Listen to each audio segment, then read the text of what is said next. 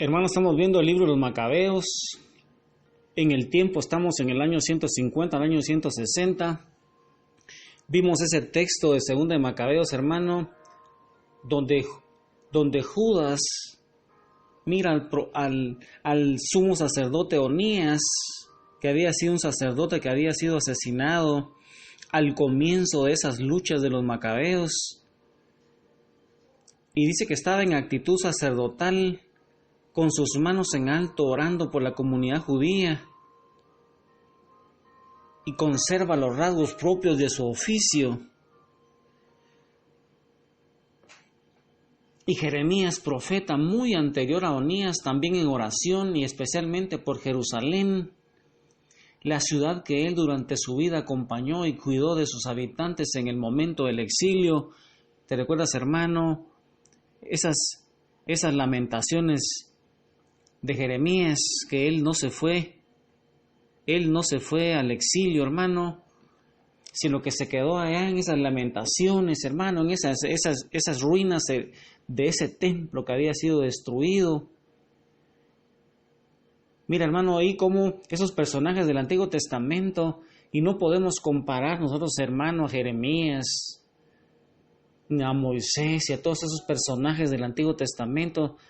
No los podemos comparar con María Santísima, hermano, porque María Santísima es nuestra máxima intercesora, hermano. Algún día hablaremos de mediación y de intercesión, de la comunión de los santos y términos bien importantes en apologética, hermano, porque muchos hermanos separados, hermano, nos van a decir a nosotros que directamente con Jesús nada más, hermano, no toman en cuenta esta comunión de los santos, sin saber que la iglesia, hermano, se compone de una iglesia celestial, una iglesia terrenal, una iglesia purgante, una iglesia que va peregrinando, como nosotros vamos peregrinando, pero que no estamos solos, sino que tenemos a esa iglesia celestial que nos está animando, hermano, como una carrera en un estadio, nos va animando a nosotros.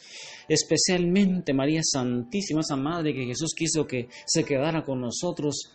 Y María Santísima es al final de los tiempos un personaje bien importante, porque va a preparar el camino del Señor. Y recuerda, hermano, que está formando en ese movimiento sacerdotal, está formando un grupo de más de 100,000 sacerdotes ya, hermano, con cenáculos, con los laicos, para que nosotros vayamos siendo esa iglesia fiel, que la vaya haciendo frente a esa iglesia apóstata, esa masonería eclesiástica que se ha infiltrado en la iglesia y que ha ido destruyendo, hermano, esa fe de 2000 años, aparte de todos sus enemigos internos, que es la gran apostasía, ya esas pequeñas apostasías de gente que se ha ido de la iglesia, hermano, y como aquellas personas que se divorcian, no hablan bien de sus esposos o de sus esposas y le echan la culpa. Así muchas personas que han sido bautizadas en la iglesia y después se van a otras denominaciones, hermano, hablan mal de la iglesia sin conocerla, y por eso es que nosotros estamos haciendo un esfuerzo para que la gente conozca, y tú conozcas tu fe católica, hermano, y lo pienses 1,000,000 de veces antes de irte, porque esta es la iglesia que Jesús fundó. Aquí están los textos, son contundentes, no podemos quitar nada, hermano, no tenemos esa autoridad.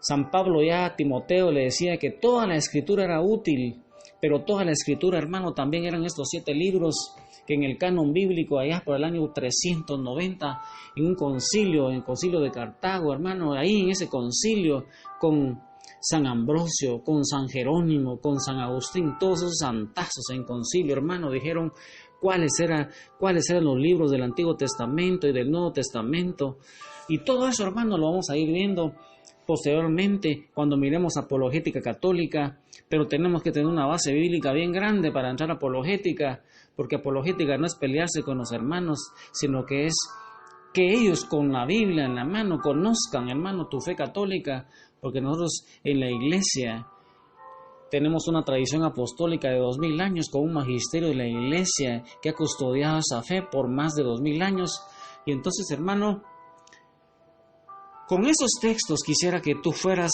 hoy, hermano, en oración con María Santísima, con todos los santos de tu devoción, que la iglesia te los propone para que tú los imites, porque ellos imitaron a Cristo, como diría San Pablo, hermano. Y no saques un texto fuera de contexto, porque entonces, hermano, tú vas a irte a otras denominaciones, ya no vas a creer en una sola fe, en un solo bautismo, un solo Dios, ya no vas a creer en la iglesia, hermano, que es el sacramento de salvación, es el cuerpo de Cristo, ese es el nuevo pueblo de Dios. Hermano, en Primera de Macabeos 9, hermano, quisiera que pasáramos ahora al libro de Primera de Macabeos. Judas siguió ganando muchas batallas, pero en una de estas, con un ejército inferior de solo 800 personas tenía Judas Macabeo, se enfrentó con un ejército que tenía más de 25,000, perdió la vida como un valiente y entregado a los designios divinos. Mira lo que dice Primera de Macabeos 9, hermano, donde vamos a ver a Judas Macabeo enfrentándose en una desproporción tan grande contra estos 25,000. Líbreme, Dios, de huir ante ellos.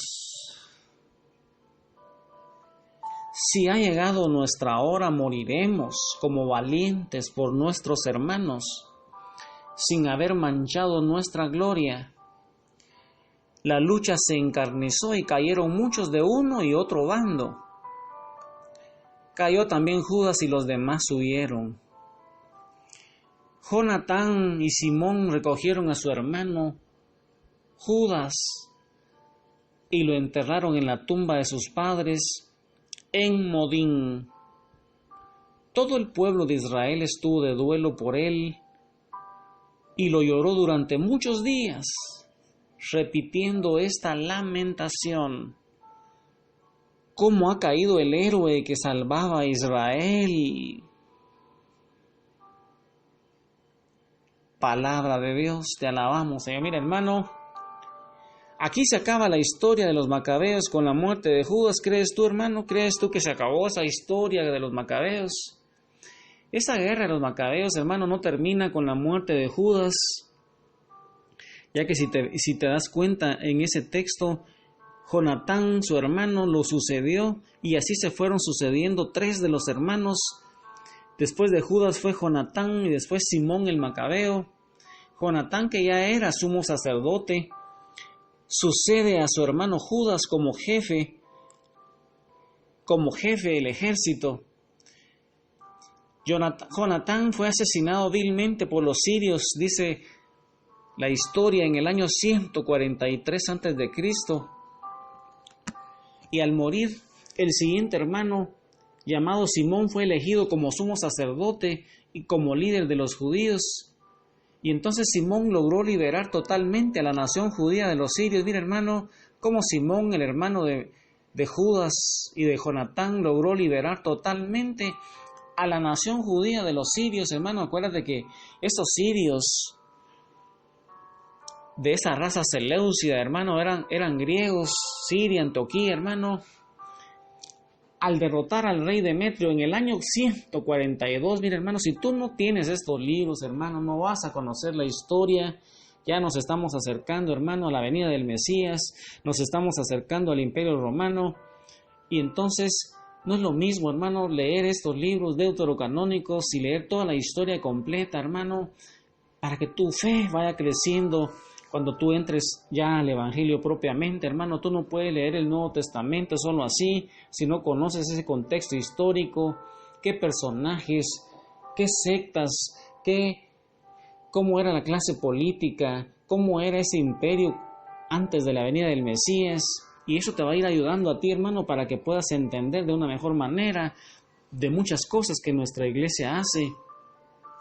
Y dice que en el año 143, Simón logró liberar totalmente a la nación judía de esos sirios que estaban predominando en ese tiempo y derrotó al rey Demetrio en el año 142. Y dice que como agradecimiento los judíos otorgaron de manera hereditaria. Mira, hermano, como agradecimiento los judíos otorgaron de manera hereditaria la dignidad de príncipe y de sumo sacerdote a la familia de Simón. Mira, hermano, los judíos Ahí otorgaron de manera hereditaria la dignidad de príncipe y de sumo sacerdote a la familia de Simón Macabeo. Ahora, ¿qué significado espiritual, hermano, con todo lo que hemos visto, hermano, qué significado espiritual podemos sacar, hermano, en todas esas guerras, en esas batallas? Nosotros tenemos una guerra continuada contra nuestro enemigo, como lo hemos estado observando en la predicación, hermano, el enemigo de Dios y su ejército. Y nosotros luchamos por la salvación de nuestra alma, pero también luchamos por la salvación de las almas de los otros. Luchamos contra nuestras inclinaciones al pecado, contra las tentaciones. Luchamos para no caer en pecado y para salirnos del pecado si lo cometemos. Y así lograremos la victoria en nuestra salvación, hermano. Pero nuestras armas ya no son las mismas que los macabeos, sino que son la oración, así como ellos también. Pero tenemos, hermanos, nuestra iglesia es una madre, es una maestra, es el cuerpo de Cristo, es el arca de salvación, es el instrumento que nuestro Padre utilizó a través de Jesús para salvarnos, hermano. No podemos salvarnos solos, nada más solo creyendo en Jesús, sino ¿para qué crees tú, hermano, que Jesús fundó la iglesia? Si nosotros ahora ya no le hacemos caso a la iglesia, hermano, como vamos a ir viendo en Apologética Católica, los sacramentos, hermanos, son las armas que nuestro Padre nos da a nosotros a través de la iglesia, a través de la palabra de Dios, a través de la oración. Y nuestros compañeros de armas son nuestros ángeles de la guarda, los santos del cielo, pero muy especialmente la Santísima Virgen María, quien es la conductora de nuestro ejército. Con María Santísima, la Madre de la Evangelización, la Madre del Mesías y nuestra Madre Santísima, nuestra máxima intercesora en el cielo, con todos los santos, con todos los ángeles, en el nombre de Jesús, sigamos meditando las Escrituras y adorando a nuestro Padre, al Hijo y al Espíritu Santo. Dios te bendiga, hermano. Amén, aleluya.